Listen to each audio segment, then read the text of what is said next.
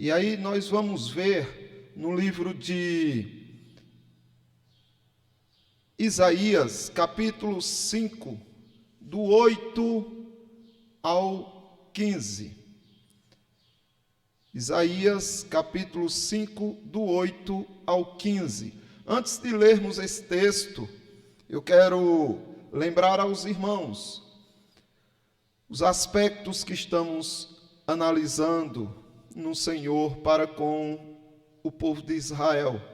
O povo de Israel estava totalmente entregue aos seus próprios desejos, interesses mundanos, e ainda queriam cultuar a Deus com seus caprichos, com suas vaidades, com seus desejos malditos.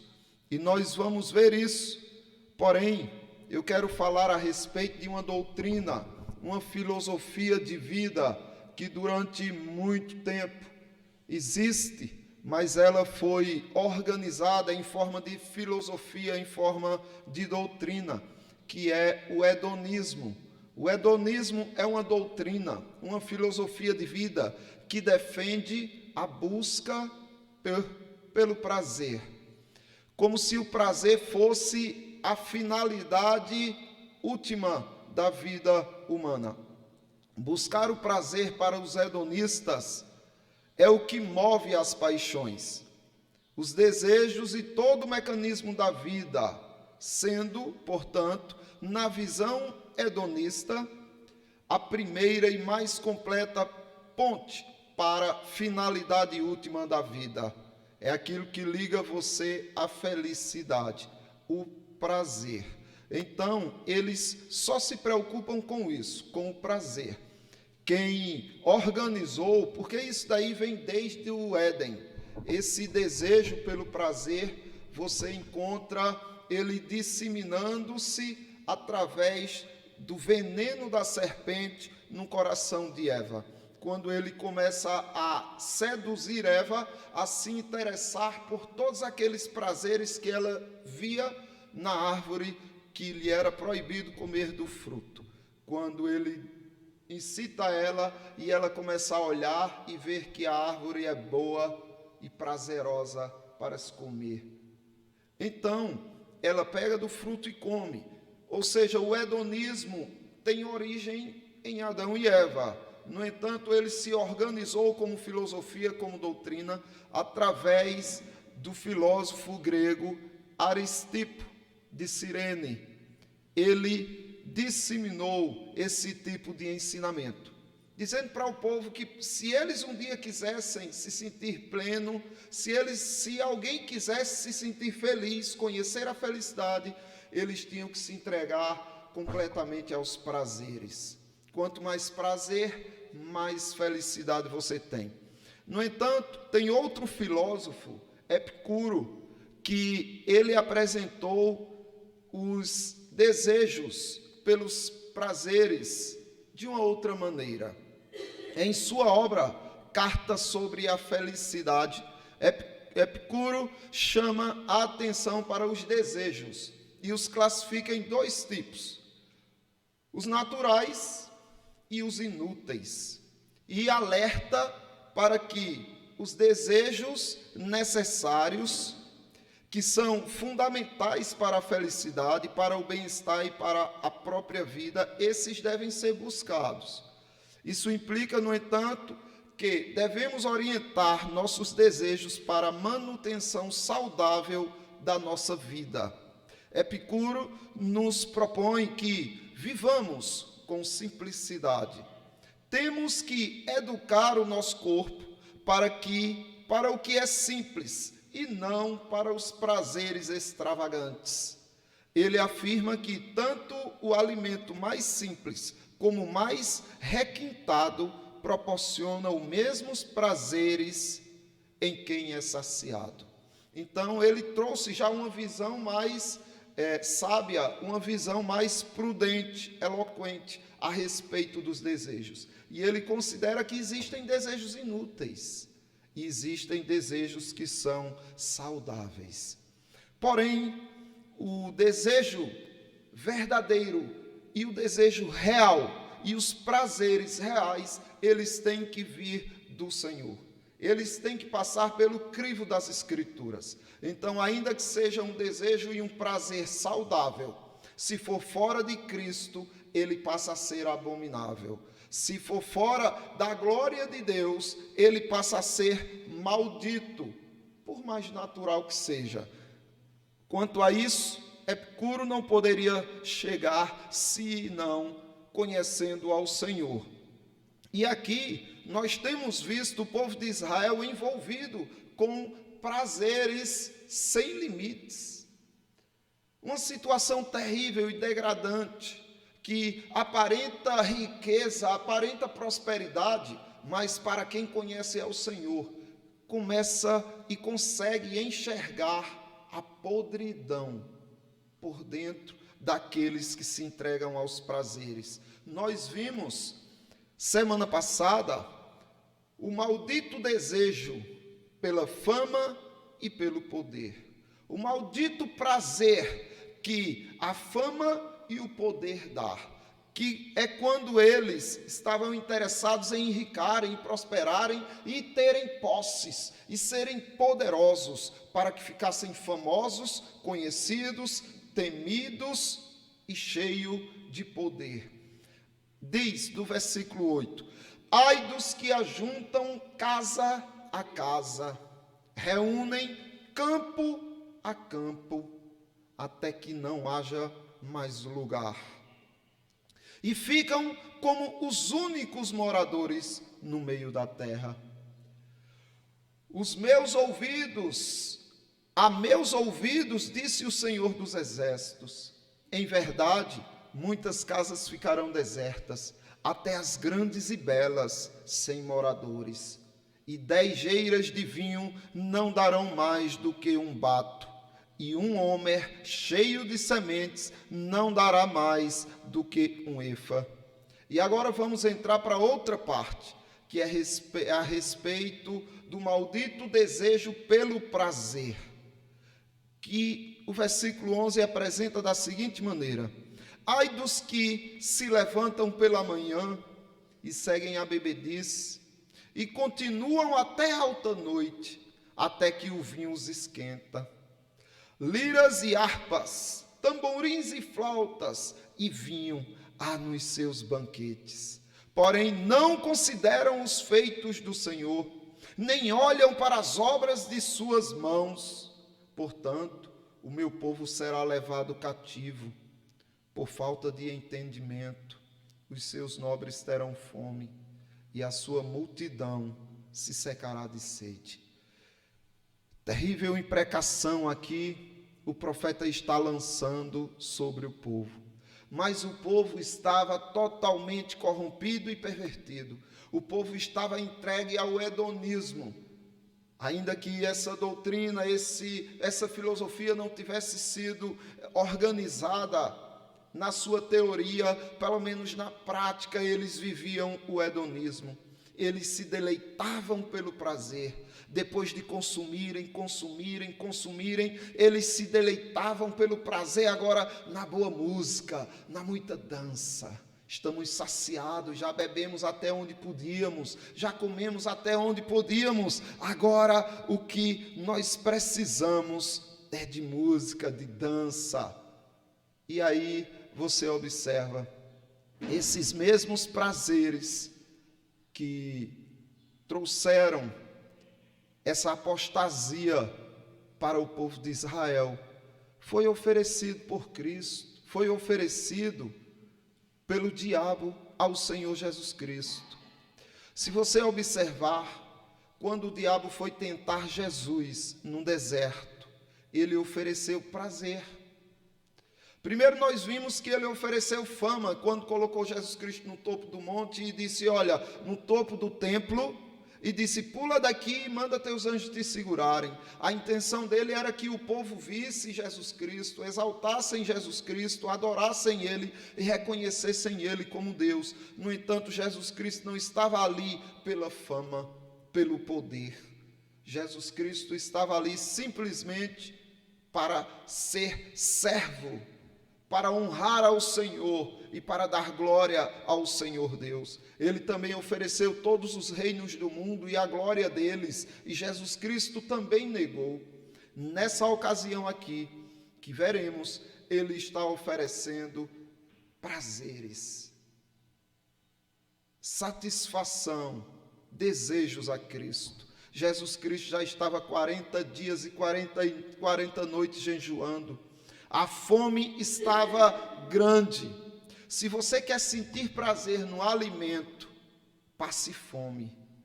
E você vai comer achando a coisa mais importante, mais saborosa que tem na vida, é o alimento. E Satanás sabia disso, o diabo sabia disso e ofereceu a Cristo. A seguir, foi Jesus levado pelo Espírito ao deserto para ser tentado pelo diabo. E depois de jejuar 40 dias e 40 noites, teve fome. Então, o tentador, aproximando-se, lhe disse: se és filho de Deus, manda que essas pedras se transformem em pães. Se tu és filho de Deus, sacia os teus desejos, sacia a tua vontade, te entrega aos teus desejos, homem, tu pode, que tu és filho de Deus. E aí Jesus Cristo o rejeita, dizendo: nem só de pão viverá o homem, mas de toda palavra que procede da boca do Senhor. Então observe que Jesus Cristo, ele tinha desejos, ele tinha sim, e ele queria saciar os seus desejos também, mas eram desejos mais nobres do que o de Epicuro, eram desejos que glorificavam ao Pai Celestial, que saciava a alma e não simplesmente o corpo. Agora, as pessoas se encantam, as suas necessidades e a falta de alguma coisa faz com que eles tenham olhos só para este mundo, faz com que eles queiram somente aquilo que está diante dos seus olhos, quando na verdade esse mal caiu sobre Esaú. Esaú, ele era o herdeiro da bênção, da primogenitura, era o primeiro filho de Jacó. Mas o que ele fez? Por desejar coisas mundanas, por ser um hedonista, por ser alguém irresponsável, que não entende o valor das coisas do alto, ele abriu de mão, ele não se interessou pelo prazer de receber as bênçãos de Deus. Ele quis e trocou pelos prazeres que o corpo, que a carne clama. Em Hebreus, na Epístola aos Hebreus, capítulo 12, você vê do versículo 16 e 17, dizendo o seguinte: nem haja algum impuro ou profano, como foi Esaú, o qual, por um repasto, vendeu o seu direito de primogenitura. Então, por causa da fome, por causa daquilo que ele sentia desejo, ele menosprezou as bênçãos de Deus para saciar a sua fome.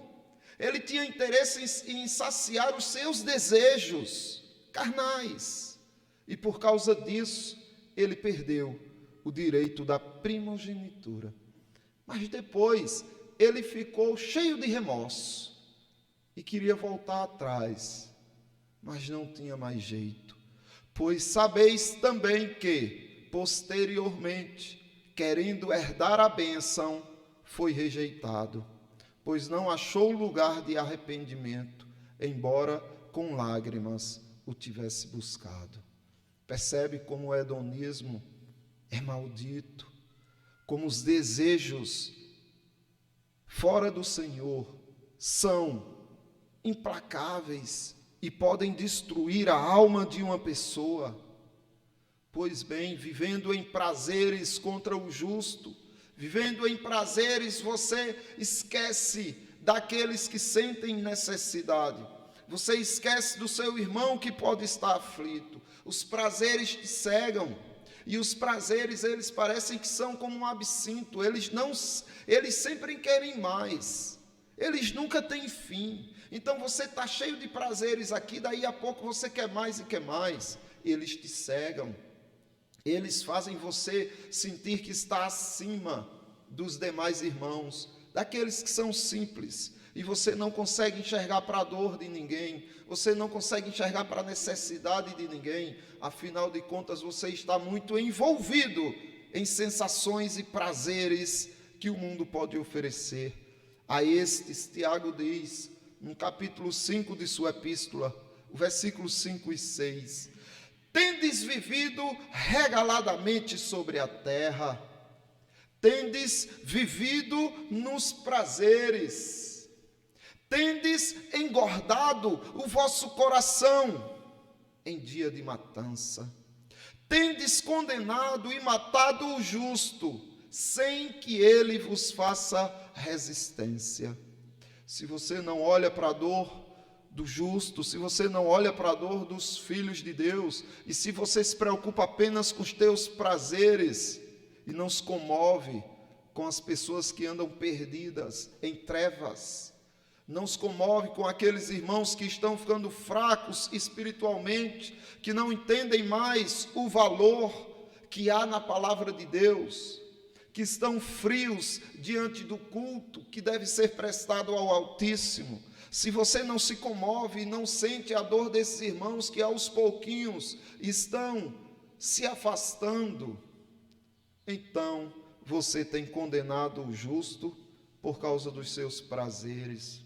O povo do Senhor sofre por causa dos prazeres. O sofrimento está justamente no prazer, nos desejos, nunca está satisfeito. E esse prazer e esses desejos fazem com que você se sinta cada vez mais vazios. Porque se você é de Cristo, só Cristo te satisfará. Se você é de Cristo, só o Senhor Jesus vai te saciar.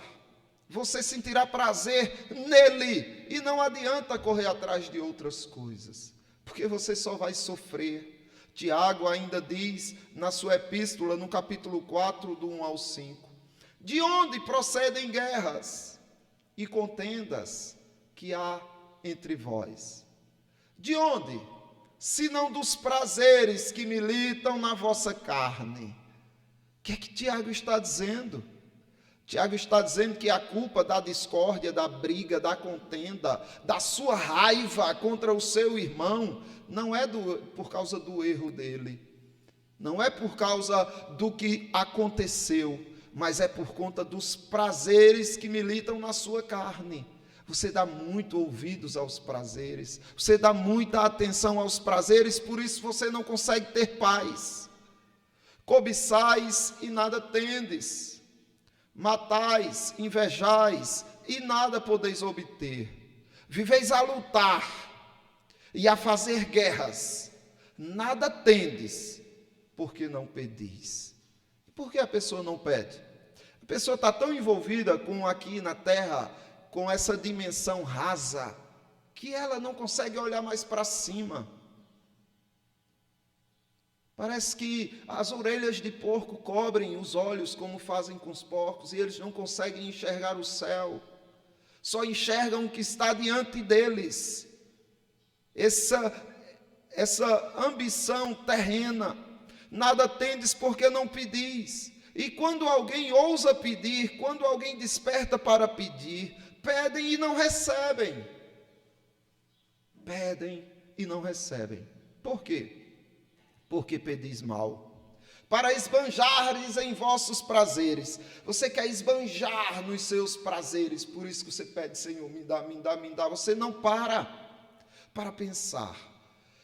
Essa minha oração, ela é movida pela piedade, ela é movida pela glória de Deus, ela é movida pelo meu amor a Cristo, ou ela está sendo movida pelo hedonismo, pelos desejos desenfreados de querer só satisfação neste mundo? Infiéis, adúlteros, não compreendeis que a amizade do mundo é inimiga de Deus? Aquele, pois, que quiser ser amigo do mundo, constitui-se inimigo de Deus? Ou supondes que em vão vos afirma as Escrituras? É com ciúmes que por nós anseia o Espírito, que ele fez habitar em nós. Então observem, tenham cuidado, não sejam cegos pelos prazeres, porque senão vocês vão cegar para os prazeres que há no Senhor. Se vocês olharem e ambicionarem os prazeres que estão fora de Cristo, vocês vão cegar para os prazeres que há no Senhor, que é como ele diz, que estes de Israel não estavam olhando para os poderosos feitos do Senhor. Eles não conseguiam enxergar, porque se eles enxergassem, eles iam ter prazer nos feitos grandiosos do Senhor. Mas por eles estarem tão encantados com os prazeres rasos do mundo, eles não conseguiam enxergar os prazeres que há nos poderosos feitos do Senhor.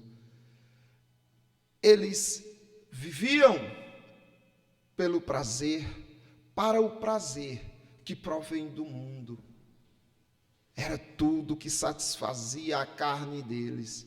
No fim, o que o Senhor diz? Aqueles que vivem para o prazer morrerão consumidos pelo prazer insaciável da morte. O Senhor levantou contra eles uma imprecação, dizendo que os destruiria por causa da sua vaidade. Portanto, o meu povo será levado cativo por falta de entendimento. Os seus nobres terão fome e a sua multidão se secará de sede. Assim será com aqueles que abandonam ao Senhor, com aqueles que perdem os prazeres em Cristo, por causa dos prazeres desta vida. E eu encerro perguntando aos amados: quais são os seus prazeres nesta vida? Você tem prazer em quê? São os prazeres que te movem? E se são eles que te movem, para onde eles estão te levando? Questione-se, avalie, faça uma autoanálise de quais são os teus prazeres e para onde eles estão te levando. Onde Jesus Cristo entra, responda: aonde Jesus Cristo entra? Nos teus desejos, nos teus prazeres, porque essa vai fazer toda a diferença diante daquele que serve ao Senhor e daquele que serve ao mundo. Lembrem-se, irmãos, o maldito desejo pela fama e pelo poder pode ser a sua destruição. O maldito desejo pelo prazer pode ser a sua destruição. Que Deus guarde e proteja cada um de vocês que estão aqui e aqueles que estão nos ouvindo pelas redes sociais e também pela Rádio Missões, de não sermos laçados pelo diabo quando nos oferecer os desejos e os prazeres que ele ofereceu a Eva, a Adão e que ele ofereceu a Esaú. Que Deus nos guarde, para que não tenhamos o mesmo fim do povo de Israel, que se escravizou não só à Babilônia, mas também aos seus prazeres e desejos, que foi que levou com que eles se tornassem escravos de homens. Deus abençoe os irmãos. Vamos responder, meus irmãos, a mensagem, fazendo uma oração ao nosso Deus, e eu peço que a irmã Betânia nos conduza nessa oração, para que o Senhor esteja sobre nós, nos guardando de nós mesmos, do mundo e do diabo.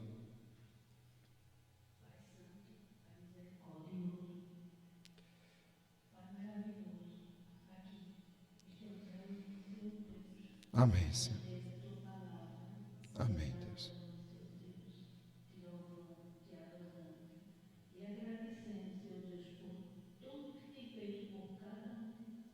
Amém, Senhor.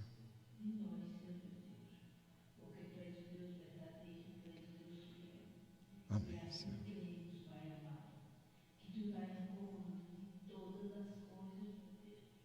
É verdade, Senhor. Amém, Senhor.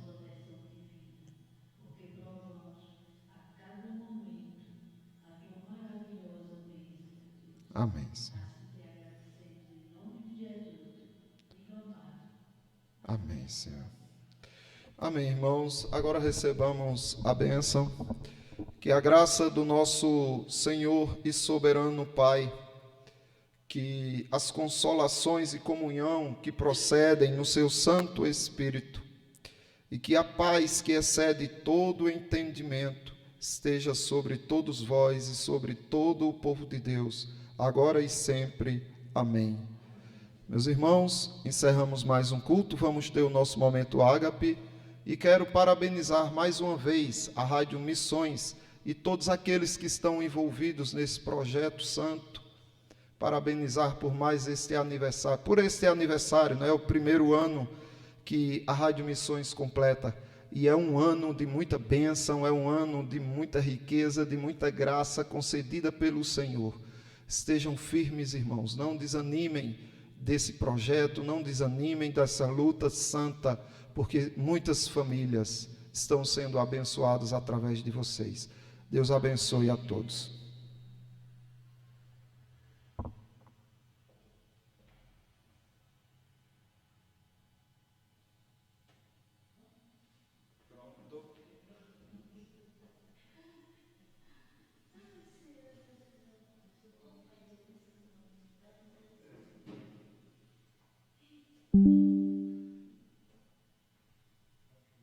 Sim, irmãos, hoje eu vou pedir licença aos irmãos.